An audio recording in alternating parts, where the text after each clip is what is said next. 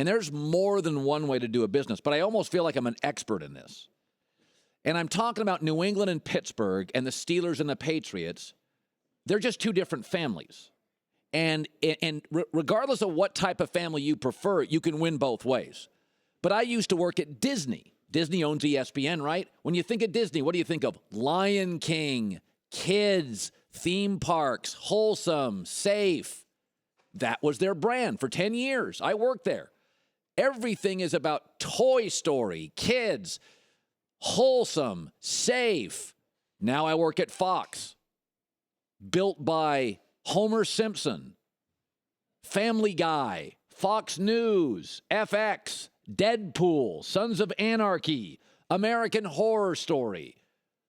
Yeah, we do Deadpool when they do Spider-Man. We do Deadpool. They're different brands totally.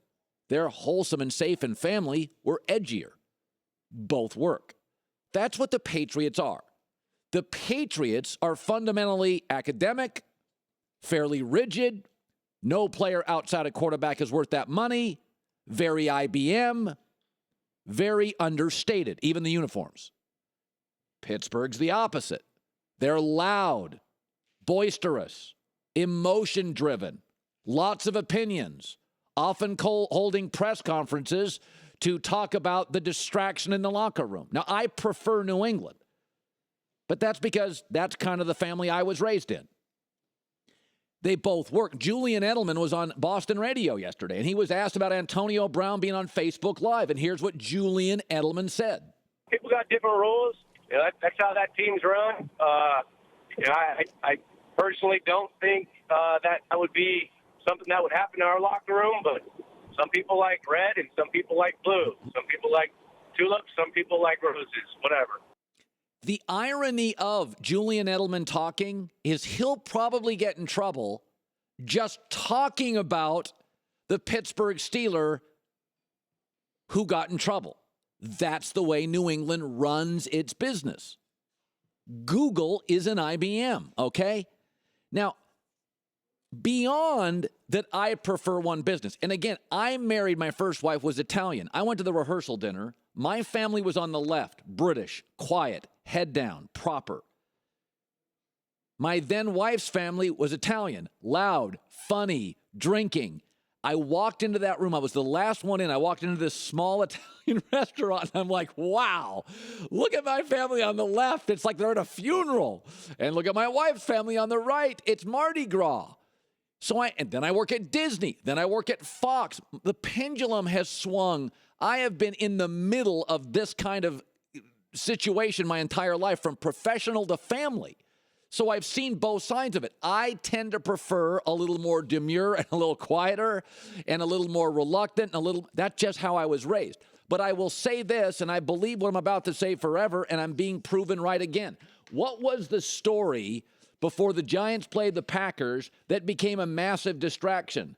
Oh, the wide receivers on a boat. What is the story now before the Steelers-Patriots that's becoming a distraction? The wide receiver on Facebook.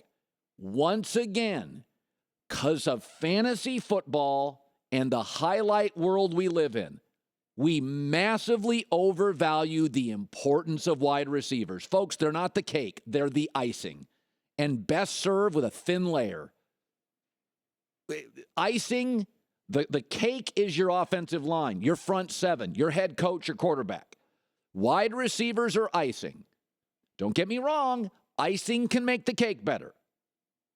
But I can eat a cake without icing.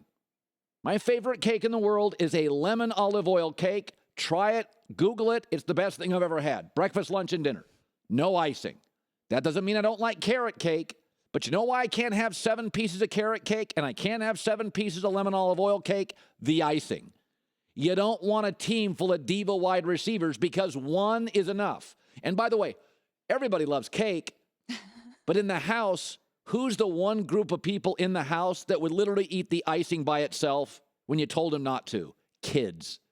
Kids would grab the icing and get a spoon. Adults don't do that and eat the icing by itself. And who defends all these wide receivers? Young sports fans, because they're on their fantasy team. Once again, a wide receiver, the icing of the NFL, not the cake, not the plate, not the chef, not just the icing, sabotages a team the week before. They're kids. You have to babysit them constantly. By the way, Big Ben's pissed, and Mike Tomlin's not happy. Big Ben's been upset this year. Remember a few weeks ago, 6, 7, 8, 9 weeks ago, when Big Ben went out and said after a losing streak, we're undisciplined? You can blame who you want. We're undisciplined. This stuff's not. Big Ben's ticked off at this. Here's Big Ben yesterday. It's an unfortunate situation that we've got to deal with right now. It's a sacred place where things are said and hugs and tears and it's kind of a special place. So a little disappointed with AB for that. The coach is talking, then I talk, and you don't want everyone to know what's going on in there in the family. And also I wish AB would have been listening to coach and myself. Instead of being on the other side of the locker room filming. Yeah. So what did the Giants have to do? Apologize and spend time talking about their diva, high-maintenance wide receiver. You know who's going to win this week, right? New England. New England doesn't have to apologize for Edelman, Danny Amendola. By the way, who's the hottest team in the league right now? Green Bay. What are they missing? Their best receiver.